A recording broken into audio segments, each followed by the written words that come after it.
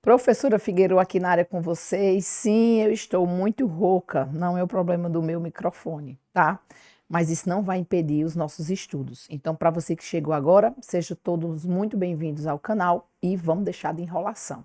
Até porque se eu demorar muito aqui, minha voz vai embora. Então, gente, na aula de hoje a gente dá início à parte de funções inorgânicas. Então, antes da gente começar o estudo das funções inorgânicas, a gente precisa entender quais são as teorias, o que é que essa galera acha sobre ácidos e bases. Então, o conceito de ácidos e bases não é algo novo na ciência, tá? Então, vários estudiosos já delimitaram o que para eles seriam ácidos e bases, mas a gente se foca aqui em três teorias, tá? A teoria de Arrhenius, a mais utilizada, é a que vai dar a nomenclatura ácidos e bases que a gente estuda lá na parte de química geral. E a gente tem a teoria de Braunsted e Lowry, que são duas pessoas, e Lewis, que é o que a gente chama de teorias modernas. Então, na aula de hoje, a gente visualiza essas três teorias, a diferenciação entre elas e a limitação que cada uma delas tem. Lembrando que o nosso carro-chefe é a teoria de ácidos e bases de Arrhenius. Então, vamos embora. Então, para Arrhenius, esse rapazola gatão que está aqui para vocês, ele estudava as substâncias eletrolíticas. Então, o conceito de ácidos e bases veio após o estudo das substâncias eletrolíticas. Então, para Arrhenius, substâncias eletrolíticas são aquelas capazes de conduzir a corrente elétrica.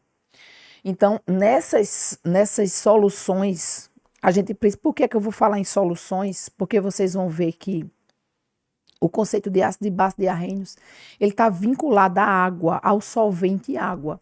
Então, são substâncias aquosas que têm a capacidade de conduzir a corrente elétrica. Para conduzir a corrente elétrica, você precisa ter carregadores. Ou seja, você precisa ter facilitadores, que seriam quem? Íons, para carregar essa corrente elétrica. Então, são substâncias que ajudam a corrente elétrica a passar por um circuito e acender, no caso, uma lâmpada, né, para provar que ali sim a corrente elétrica está passando pelo circuito. Então, ele visualiza que essas substâncias elas sofrem um processo de ionização ou dissociação. Esses processos, eles são iguais e são diferentes. Como assim? Ionização são para substâncias que advêm de ligações covalentes. E dissociação são compostos que advêm de ligações iônicas. Mas ambos os processos você vai ter a separação dessas cargas. No caso de ionização, as cargas serão formadas porque não existiam previamente, já que advêm de ligações covalentes. E a dissociação é a separação de cargas, já que já existiam essas cargas, pois são compostos iônicos, e o solvente água vai apenas separar, tá? Então, vamos entender o que é que Arrhenius acha de ácidos. Substâncias que na presença da água irão se ionizar, ou seja, irão formar íons. Cátion e ânion. E o cátion se repete para todos os ácidos. Cátion vai ser exatamente o seu H+. Então, Figueiredo, para Arrhenius, ácido tem que ter a presença de hidrogênio na sua fórmula. E para Arrhenius, ácidos são substâncias que precisam estar dissolvidas em água.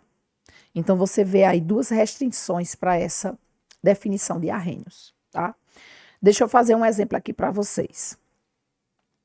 HCl, também conhecido como ácido muriático, que é o ácido clorídrico, na presença da água, vai se quebrar. Então, a ligação covalente ela será rompida. O cátion sempre será o H+. O restante é o ânion, que nesse caso é cloreto. Como sei que essa carga é 1-? Porque a carga do hidrônio, do H+, ela nunca vai mudar, sempre será 1+. O que existe, gente, é que essa estrutura H+, ela é muito instável. Então, como esse meio é um meio aquoso, a água vai lá e captura esse H+, formando exatamente essa estrutura aqui, ó. Então, por mais que pareça estranho, né, é como se fosse uma fórmula da água avantajada, Mas é porque quando a gente escreve H+, está feio esse mais aqui. Quando a gente escreve H+, nossa senhora, deixa eu ajeitar isso aqui. Quando a gente escreve o H+, a gente esquece disso. É um cátion extremamente instável e a água vai lá e captura ele, tá? Então, tanto faz você escrever H+ como H3O+, mas o mais correto, o mais lindão de todos é você escrever H3O+. De novo, novamente, mais uma vez. Ácidos são substâncias que, na presença da água, irão se ionizar. A ligação será rompida. Rompida. A parte positiva sempre será o H+, que agora eu já sei que o mais correto é colocar H3O+. Isso. Tu tá vendo aí na fórmula 2 hidrogênios. Então quer dizer que na ionização vai liberar 2 hidrônios. Fechou? Mas quem é a parte negativa, que é o ânion? O resto. Quem é o resto? SO4. Qual a carga? Você não tem 2 mais aqui? Então a carga de SO4, chamado de sulfato, será 2 menos.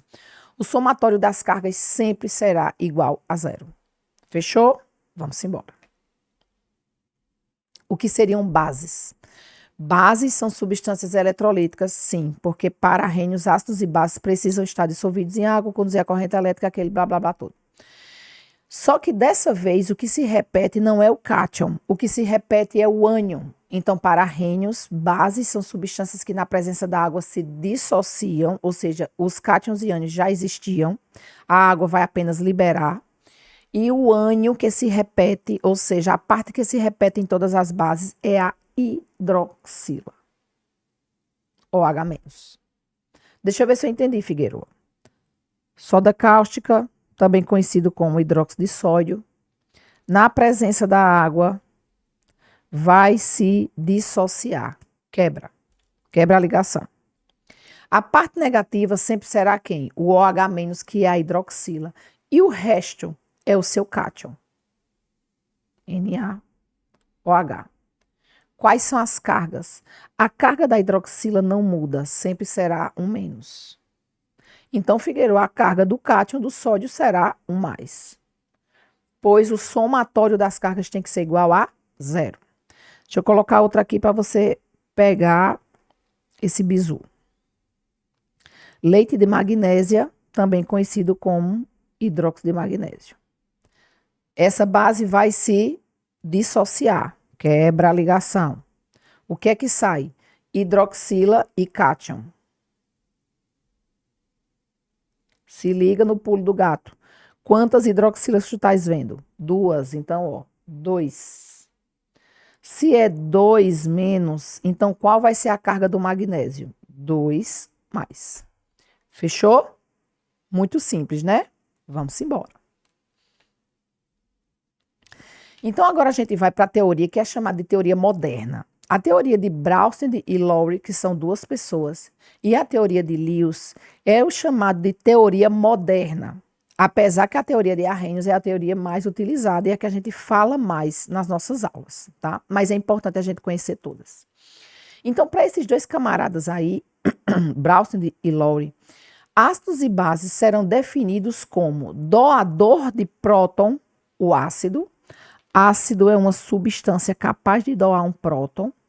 Quando falar em próton, não é aquele próton que está lá no núcleo, não, tá? O próton para ele vai ser para eles, né? Vai ser o H+. Por que se chama isso de próton, Figueiredo? Lembre-se que o hidrogênio só tem um elétron e um próton. Então, H+ significa dizer que ele perdeu esse um elétron. Ou seja, aquele átomo, que já é nada, né? O menor átomo da tabela periódica, que só tem um elétron e um próton, se perde esse elétron, fica só com um próton. Então, por isso eles vinculam esse nome, tá? Mas não é que ganhou próton ou perdeu próton, não. O próton está lá no núcleo. Ele ganhou um H+, ou ele perdeu um H+, tá? Então, essa teoria protônica, que é a teoria de Braunsted e Lowry, fala de recebimento de H+, e doação de H+. E ele chama esse H+ de próton, tá? Cada um com seu cada qual. Então, vamos entender aqui. Ácido é aquela substância capaz de doar um H+. E a base é aquela substância capaz de receber. Então, veja, o HCl doou um próton, um H+, para a molécula da água. Veja que o ácido, após doar o próton, o H+, ficou com um próton a menos. Isso aqui, gente, é o que a gente chama de base conjugada. Vamos lá para a base? Ó, o H+ doou esse próton exatamente para quem? Para a água, né? Que é classificado como uma base. Por que, Figueiredo, é classificado como uma base?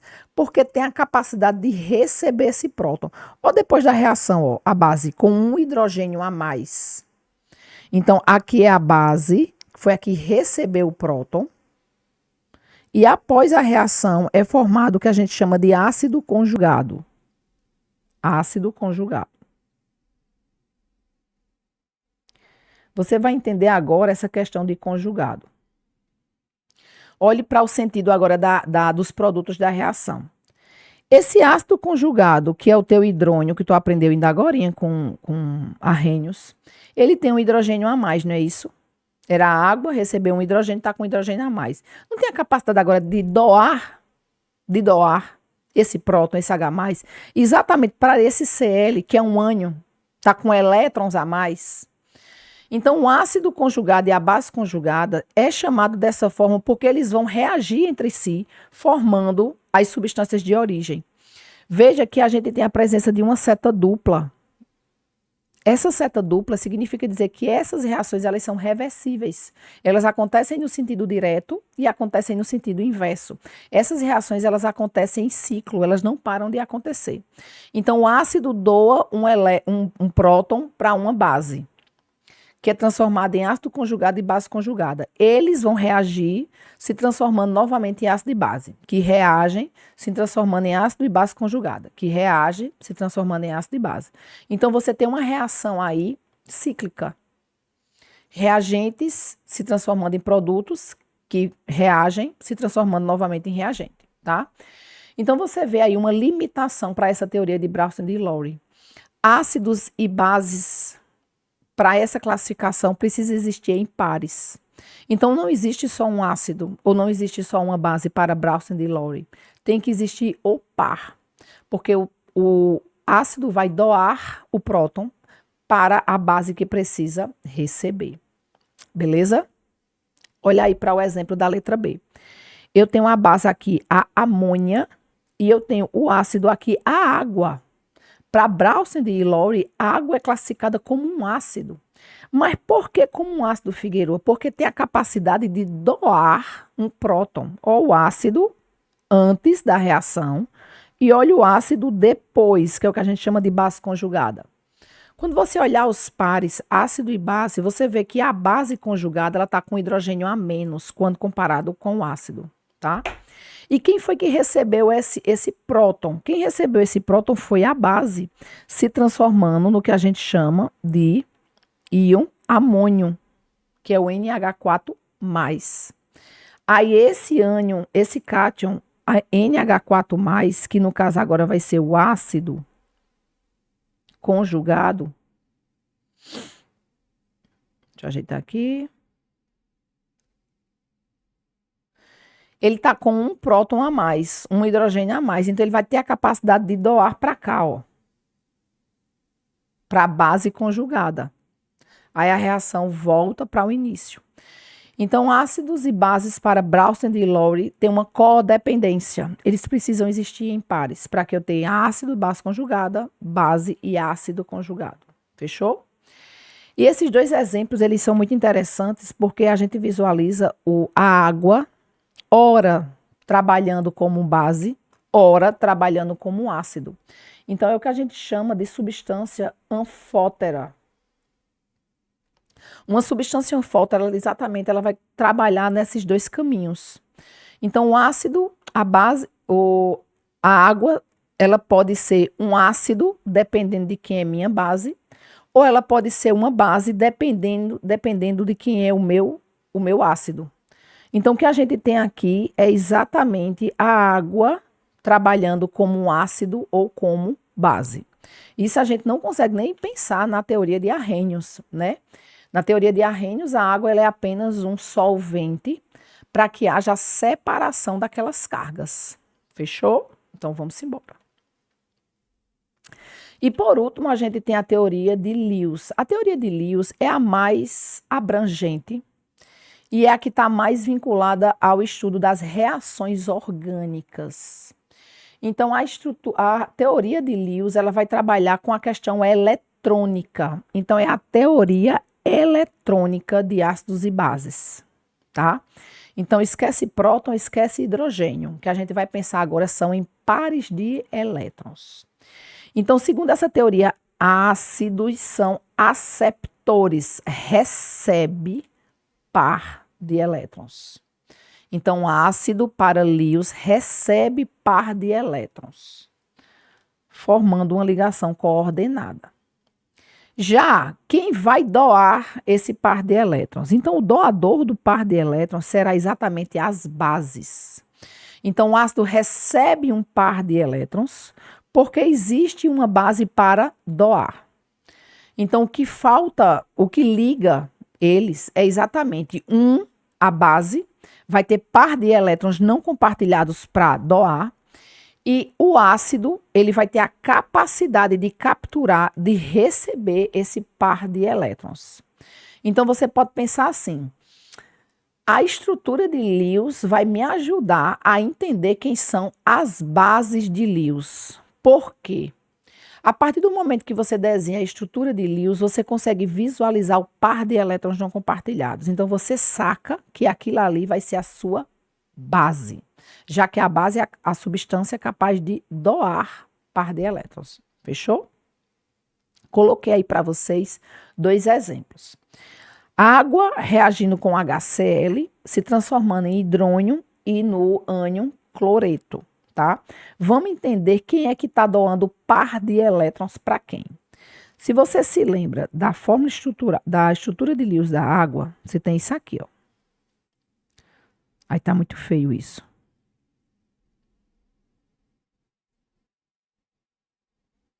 Onde a gente tem 2 pares de elétrons não compartilhados, tá?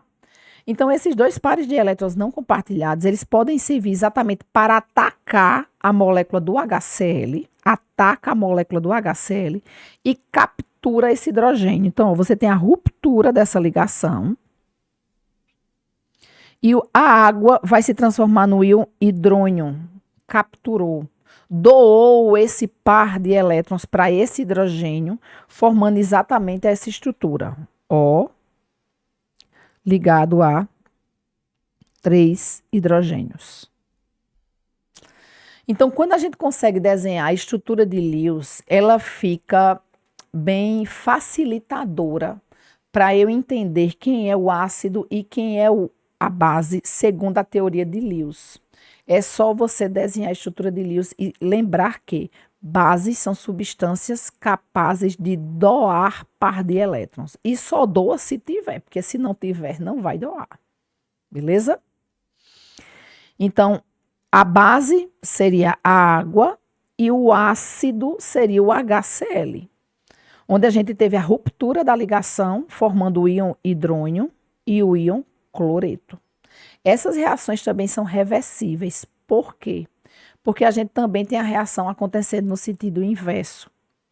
Então, íon hidrônio e cloreto irão reagir para formar novamente os seus reagentes iniciais, tá? Toda vez que você vê essa seta dupla, a reação se processa no sentido direto, reagente se transformando em produto, que ao mesmo tempo os produtos irão reagir se transformando novamente nos reagentes. É uma reação em cadeia. Vamos para esse segundo exemplo. Eu foco logo na base porque é o mais fácil. Por que é o mais fácil, Figueiredo? Porque a base precisa ter par de elétrons para compartilhar. Então, é muito mais fácil você entender quem é a base para você saber quem é um ácido, porque a gente aqui tem uma dependência que está muito semelhante a Brownston e Lowry. Eu tenho bases, eu tenho ácido e base tendo que coexistir. Porque um vai fazer o ataque no outro.